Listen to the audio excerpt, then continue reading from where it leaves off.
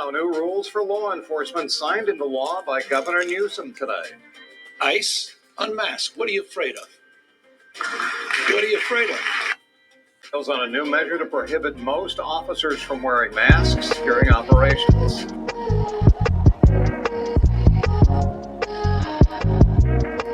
Welcome. I am Dena, and I want to welcome you to another discussion with Dena. It seems that California officials are doing all they can to protect illegals from being detained. They are trying to protect them from being deported and sent back to their country of origin.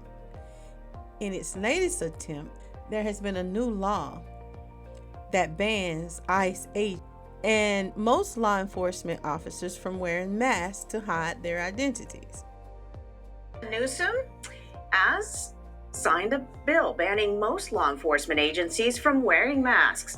Newsom signed the bill in Los Angeles, which has been ground zero for the pushback against ICE raids that led to protests back in June. And that bill, SB 627, bans law enforcement from wearing masks during operations. The bill targets immigration enforcement agents who frequently wear masks to hide their faces while conducting raids. The bill does not apply to state police. Governor Newsom says the ban is necessary to protect the public. Unmarked cars, people in masks, people quite literally disappearing, no due process, no rights in a democracy where we have rights. Immigrants have rights, and we have the right to stand up and push back. The new law will take effect in the new year. However, it is unclear how the state will be able to enforce the ban on federal agents. Wouldn't it be wonderful to have elected officials that actually work this hard for us, the citizens of America, as they do the illegals in this state? I have never seen politicians more intent, more demanding, and more determined to fight to protect a group of people, illegal people to be more specific, than what we are witnessing from political leaders in these so-called sanctuary cities like California, Chicago, or even New York. I mean, they seem to have a think tank that is always working to counter every law and assist these people regardless of whom or what. Could you imagine electing people that work that hard for us? My goodness. Maybe we should call ourselves illegals in order to get our local and national politicians to give us that same kind of commitment to begin to work this hard on our behalf. Anywho, this law that was signed by Governor Newsom on Saturday is said to be a direct response to immigration raids in Los Angeles, where federal agents cover their faces while making arrests. California has now become the first state to ban most law enforcement officers, including federal immigration agents, from covering their faces while conducting official business under this bill that was signed on Saturday. I'm emphasizing Saturday. It was signed by Newsom, and it was a news conference in Los Angeles that followed this. This bill is said to be supported by state lawmakers, education leaders, and immigration community members, underscoring that California is unique in that 27% of its residents are foreign-born. They said, according to Newsom, we celebrate that diversity. It's what makes California great. It's what makes America great. It is under assault, he said. Officers who cover their faces could be charged with a misdemeanor under this California proposal. Now, the governor said the state is pushing back against the practice of masked agents without identification or badge numbers detaining people on the streets. The impact of these policies all across this city, our state and nation, are terrifying, like a dystopian sci-fi movie, he said. Unmarked cars, people in masks, people quite literally disappearing. No due process, no rights in a democracy where we have rights. Immigrants have rights, he said. And we have the right to stand up and push back. And that's why we're doing it here today. These are Newsom's words. He seems to forget the difference between legal and illegal immigrants, though I think he should specify this. And it's still unclear to some as to whether the state can, in fact, enforce the ban on federal agents. The state is not over the federal. So, just as swiftly as this surprisingly Saturday legislature is introduced, the Trump administration officials responded, and they denounced this so-called law and further stated it didn't apply to ICE, and saying immigration agents face strident and increasing harassment in public and online as they carry out enforcement in service of mass deportation, and that obscuring their identities is necessary for their safety, for the safety of the agents as well as their families. This is what the officials contend. Now, the Trump administration says they don't have to comply. Now, the acting U.S. Attorney for Southern California, Bill Asaley, he said on X that the state does not have jurisdiction over the federal government. And he has told agencies the mask ban has no effect on their operations. Our agents will continue to protect their identities, is what he said. He further criticized Newsom's comment on X, saying Homeland Security Secretary Kristi Noem was going to have a bad day today, adding that there is zero tolerance for direct or implicit threats against government officials. He referred the matter to the Secret Service, which said in a statement also on X that it could not comment on the specific case but must investigate any potential threat. Now, Homeland Security Assistant Secretary for Public Affairs, Tricia McLaughlin, called it despicable and a flagrant attempt to endanger our officers. While our federal enforcement officers are being assaulted by rioters and having rocks and Molotov cocktails thrown at them, a sanctuary politician is trying to outlaw officers wearing masks to protect themselves from being doxxed and targeted by known and suspected terrorist sympathizers. And she said this via email.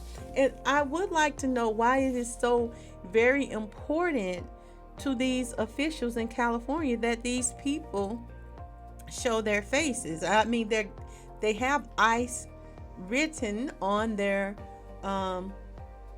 clothing. It's on the cars, and they come in groups. And I understand people often pretend to be something they're not, but you know when that's an ICE agent. I think they want to use this perhaps as an opportunity to go after these people for doing the jobs they've been hired to do. And there have been incidents where people have been harmed, I've heard of or hearsay. And I just would like to know why that is so very important to them, that these people show their faces. I'm sure that you can see their numbers, and they're identified by those badges, as well as the ICE is written all over, or police, or whatever agency they represent. Is it you want to see these people's faces so you can, and the people that they are arresting or up for immigration for possible deportation, so that they can go and attack these people individually as well as their family members? And there's something more to this, and I think that they're just not coming out and saying. They want to be able to go to these people that work in immigration as individuals and possibly harass, possibly confront them in their homes, in their children's schools. Maybe that's what's behind this, because this just seems odd. It is clearly there when they come out to do their jobs. The men and women of federal immigration agents put their lives on the line to arrest violent, criminal, illegal aliens, is what McLaughlin said. And rhetoric like Newsom's has contributed to a surge in assaults. Newsom countered that concerns about doxing agents or publishing their personal information online are unfounded and unproven. This has been proven on several occasions. There were illegal TikTokers and other content creators that were actually doxing, and it was evident. Anyone could see it. But there's an assertion that somehow there's an exponential increase in assaults on officers, but they will not provide the data. I don't know what kind of data they need to provide you, but there has been proof that these people were doing it. In fact, ICE actually picked up one of the people that was accused of doxing some of those agents. But their ban applies to various face coverings. It prohibits neck gaiters, sky masks, and other facial coverings for local and federal officers, including immigration enforcement agents, while they conduct official business. It makes exceptions for undercover agents, medical masks such as N95 respirators or tactical gear, and it does not apply to state police. Now, Democrats in Congress and lawmakers in several states, including Tennessee, Michigan, Illinois, New York, Massachusetts, and Pennsylvania, have introduced similar proposals for mask bans. Not only did Newsom sign the mask ban on Saturday, but he also signed legislation on Saturday. And I keep asking, why did he do this on a Saturday? He chose a Saturday, which makes me question why Saturday? That's not an official business day. But he signed legislation again preventing immigration agents from entering schools and healthcare facilities without a valid warrant or judicial order, and requiring schools to notify parents and teachers when agents are on campus. Now, an assembly member said students cannot learn if they live in fear of being deported. These children should not be in these school systems in the first place, especially if their parents or whomever brought them here know that they are here illegally. You know that you have violated the United States laws of the land. It's not the children's fault, of course, but it does not negate the fact that they are still not supposed to be in the country or in the school system in the first place. Apparently, the California Safe Haven Schools Act is meant to be a clear message to Donald Trump. This is what they said. It is to keep ICE out of our schools. Now, I personally find this to be quite problematic and a reason for concern. It appears they are working very hard to protect and even harbor illegals from coming into accord and abiding by the laws that govern this country. And those children are still using taxpayer dollars and resources whenever they attend these public schools. They're using public funds, taxpayer money, that could be better utilized to assist needy citizens and pupils with necessary resources. Sanctuary cities like these are very problematic, in my opinion, because they use funding and reserves that could be better utilized and customized to benefit actual citizen taxpayers. Imagine using those funds to upgrade the technology in the school system and to offer more elevated forms of education and resources. Sanctuary city officials have become accustomed to using illegals to prop themselves up, and they use their numbers to secure undeserved resources and secure their own political jobs. And it is unfair to the average taxpaying legal citizen in America. Earlier this year, the legislature authorized giving $50 million to California Department of Justice and other legal groups, as I've said. And mainly this is just to fight on behalf of illegal people that are in this state, which has resulted in more than 40 lawsuits against the Trump administration. That money could have been better utilized in other places.